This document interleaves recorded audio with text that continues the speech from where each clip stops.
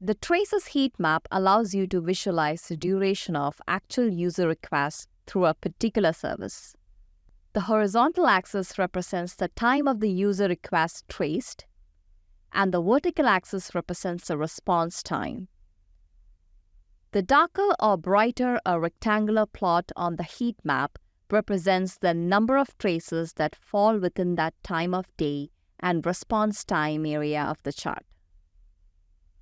You can easily select outliers using the heat map by clicking and dragging a rectangular selection to filter the traces in the table below.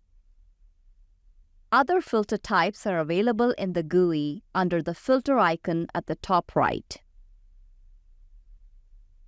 By default, the Trace Heatmap displays information for traced requests. Other options in the drop-down allow you to pivot between different kinds of trace data. Changing the selection will also change the filter options in the GUI, allowing you to focus on distributed traces that contain traced database queries, traced remote calls, traced cache calls, or traced exceptions.